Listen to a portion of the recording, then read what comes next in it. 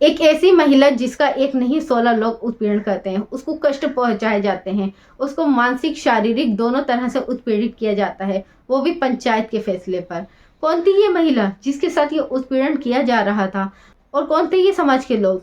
क्या थी उसकी गलती जिसकी वजह से उसको ये सज़ा दी जा रही थी? जानते हैं आज की इस सच्ची घटना में। आदाब, नमस्कार, सत श्री अकाल। मैं हूँ शबनम खान और आपके सामने लेकर आई जुर्म की एक और नई अनोखी दास्तान। आज की ये सच्ची घटना है उत्तराखंड के हरिद्वार के शहर रुड़की की। रुड़की शहर का ही एक थाना होता है जहां पर एक व्यक्ति एक बैलगाड़ी लेकर आता है और उस बैलगाड़ी के अंदर एक टूटी फूटी सी पलंग होती है जिसके अंदर एक महिला अधमरी हालत में होती है। और वो थाना इंचार्ज को कुछ ऐसा बताता है जिसे जानकर उसकी रूह कांप जाती है।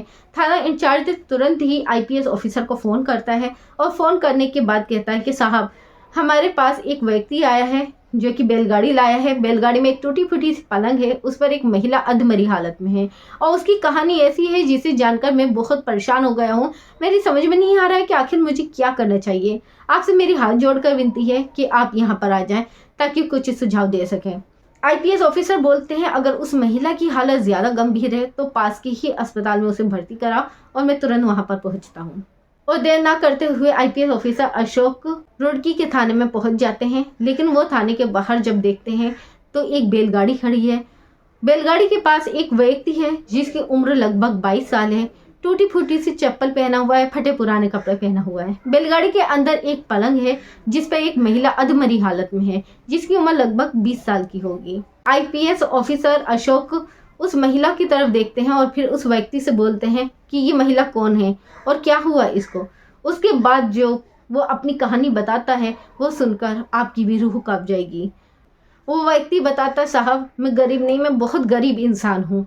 मेरी अभी कुछ समय पहले ही शादी हुई है और हमारे गांव में बहुत ज़्यादा गरीबी है। हमारा गुजर बसर ठीक से नहीं हो पा रहा था, इसलिए हम रुड़की आ गए और यहीं पास में एक ईंटों का भट्टा है जहाँ पर हम काम करते हैं और मेरी पत्नी भी मेरे साथ काम करती है। दिन भर हम दोनों मजदूरी करते हैं, रात को अपने कमरे में चले जाते हैं। लेकिन इस मजदूरी में मैं इसके शौक पूरे नहीं कर पा रहा था। मेरी इतनी मजदूरी नहीं थी कि मैं इसके नखरे उठा पाता, इसकी ख्वाहिशों को पूरी कर सकता। ना ही इसको शारीरिक सुख मिल पा रहा था, ना ही इसकी ख्वाहिशें मुझसे पूरी हो पा रही थी। इसी की वजह से हम लोगों में दूरियां बढ़ती गईं। और भट्टे पर ही एक मुंशी रहता है जो कि आए दिन मेरी पत्नी पर खर्च किया करता था। उसे पैसे देता था, उसे ज़रूरत की चीज़ें ला कर देता था, जिससे मेरी पत्नी का रुझान उसकी तरफ ज़्यादा बढ़ गया। और एक दिन मौका पाकर मेरी पत्नी उस मुंशी के साथ भाग गई। वो अपनी बाइक पर बिठाकर इसको ले गया। लेकिन मैं करता भी तो क्या करता साहब, मैं बहुत गरीब था, इसलिए मैं कुछ नहीं कर सका। मेरी पत्नी 1 महीने तक उस मुंशी के पास रही। मैं ठेकेदार के पास जाता था, उससे कहता था कि आप मेरी पत्नी को बुला दो, और ठेकेदार भी मुंशी को फ़ोन करते थे, लेकिन मेरी पत्नी नहीं आ पाती थी। असल में जब ये महिला उस मुंशी के साथ भागती है, 1 महीने तक ये लोग सही रहते हैं। इसके खर्चे भी मुंशी उठाता है, जो इसकी निजी ज़रूरतें हैं उनको भी पूरी करता है। लेकिन जब 1 महीना गुजर जाता है तो इन लोगों के प्रति लगाव कम हो जाता है। मुंशी इसके खर्चे भी कम करने लगता है, पैसे भी कम देता है, शारीरिक सुख भी कम देता है, जिसकी वजह से इन दोनों में अनबन रहने लगती है। ये महिला कहती है कि तुम वैसे नहीं रहे जैसे तुम पहले थे, ना ही तुम अब मुझे किसी तरह का सुख दे पाते हो, नहीं ठीक से मुझसे बात करते हो।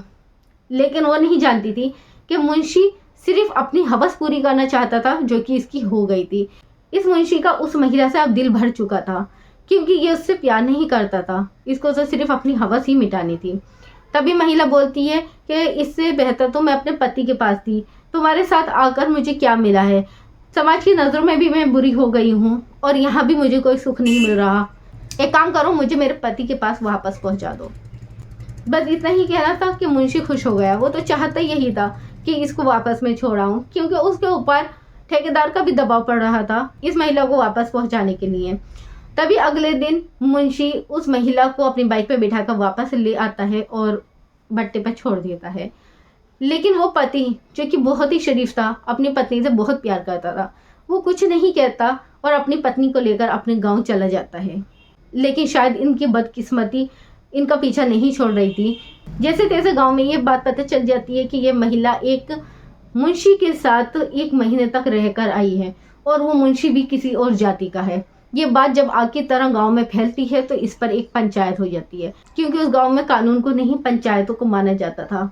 वहीं पर पंचायत इकट्ठी होती है, गांव के बुजुर्ग, गांव के जवान लोग, सभी लोग इकट्ठे होते हैं, पंच इकट्ठे होते हैं। ये दोनों पति पत्नी भी होते हैं जो कि एक कोने में बिठा दिए जाते हैं, जिनसे कोई सवाल जवाब नहीं किया जाता। पंचों का फैसला होता है। पंच बोलते हैं कि ये 1 महीने तक गैर मर्द के साथ रहकर आई है, वो भी गैर जाति का। अगर इसकी हवस पूरी नहीं भी हो रही थी, ये जाना भी चाहती थी, अपनी जाति वाले के साथ जाती, तो हमें आपत्ति नहीं होती। ये गैर जाति के व्यक्ति के साथ गई है जो हम बर्दाश्त नहीं कर सकते, और इनको सबक सिखाना ज़रूरी है ताकि आगे कोई ऐसा नहीं कर सके। तभी पंचायत एक ऐसा फैसला सुनाती है जिसके बारे में हम और आप कल्पना भी नहीं कर सकते।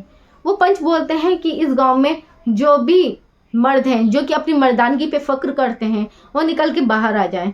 उस गांव में से 16 आदमी निकल के बाहर आते हैं जिनको अपनी मर्दानगी पे बहुत फक्र था, और उनको एक निर्धारित समय दिया जाता है और कहा जाता है कि इस समय पर तुम लोग इस महिला के घर जाओगे और एक एक करके सभी इसके साथ दुष्कर्म करेंगे, इसका शोषण करेंगे, ताकि इसको पता चले कि इसने कितना बड़ा अपराध किया है।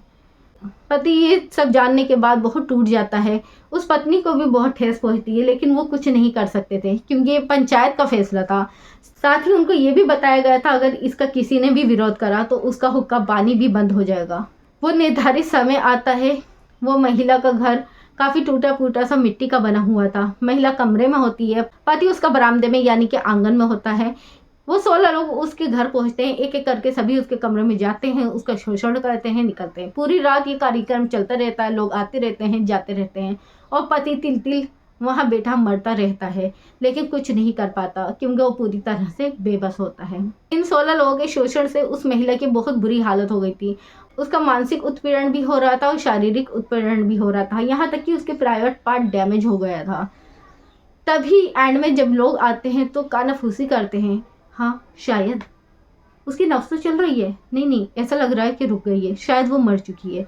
जब इसमें की आवाज़ पति के कानों तक पहुंचती है तो उसके पैरों तले ज़मीन ही निकल जाती है और वो कुछ नहीं देखता, वो फौरन कमरे में भागता है। जब कमरे में जाके देखता है तो उसकी पत्नी अधमरी हालत पे बिस्तर पे पड़ी हुई है। ऐसा लग रहा था मानो उसके अंदर दम ही नहीं है, कोई मुर्दा पड़ा हो। वो जैसे तैसे पत्नी को कपड़े पहनाता है और पलंग समेत ही कमरे से बाहर ले आता है और पड़ोसी के पास जाकर कहता है, मेरी पत्नी की बहुत बुरी हालत है, मुझे अपनी बैलगाड़ी दे दो। पड़ोसी को लगता है कि शायद इसकी हालत ख़राब है, ये अस्पताल ले जाना चाहता है, और वो पड़ोसी उसको बैलगाड़ी दे देते हैं। लेकिन उस समय ये व्यक्ति हिम्मत जुटाता है और अस्पताल ना जाने के बजाय पास के ही थाने में पहुंच जाता है और वहाँ पर जाकर थाना इंचार्ज को अपनी पूरी कहानी बताता है, जिसे सुनकर थाने इंचार्ज की भी रूह कांप जाती है। लेकिन थाना इंचार्ज को ये भी डर था कि ये पंचायती फैसला है, वो गांव सिर्फ एक ही समुदाय के लोगों का है, अगर हमने कुछ भी ऐसे एक्शन लिया तो वहाँ पे बवाल भी हो सकता है। इसीलिए वो आईपीएस ऑफिसर को फ़ोन करता है, और जब अशोक आईपीएस ऑफिसर को ये सारी बात पता चलती है तो वो थाना इंचार्ज से बोलते हैं कि इस महिला के साथ बहुत गलत हुआ है, तुमने अभी तक एफआईआर क्यों नहीं की, उन लोगों के खिलाफ एफआईआर करो। तभी थाना इंचार्ज बोलता है कि साहब ये गांव मेरे ही हद में आता है, लेकिन वहाँ पे एक ही समुदाय के लोग रहते हैं और वहाँ पंचायत के फैसले को ही माना जाता है, वहाँ बवाल भी हो सकता है, हम ऐसी भी बात कर सकते हैं, इसको कुछ मुआवजा भी दिया जा सकता है उन लोगों के द्वारा। तभी आईपीएस बोलते हैं कि मुआवजे से इसकी जो उत्पीड़ना है वो नहीं भर सकती, हमें इसको इंसाफ दिलाना होगा क्योंकि व्यक्ति हमारे पास इंसाफ के लिए आया है। फिर ये लोग एक इन्वेस्टिगेशन करते हैं जिसमें पता चलता है कि उस व्यक्ति ने जो जो बात बताई वो पूरी तरह से सही है। पंचायत के फैसले पर ही 16 लोगों ने इसके साथ दुष्कर्म किया है, जिसकी वजह से मानसिक और शारीरिक तरीके से उत्पीड़ित हुई है और प्राइवेट पार्ट तक इसके डैमेज हुए हैं। फिर उन 16 लोगों के खिलाफ और पंचायत के खिलाफ एफआईआर दर्ज होती है और काफ़ी कड़ी मुशक्कत करने के बाद पुलिस अपनी टीम के साथ उस गांव पहुंचती है और इन सभी आरोपियों को गिरफ्तार कर लेती है और इन पे रेप के आरोप में मुकदमा चलाया जाता है। फिलहाल ये सभी लोग अभी जेल में हैं और इनको कठोर से कठोर सज़ा दी जाएगी।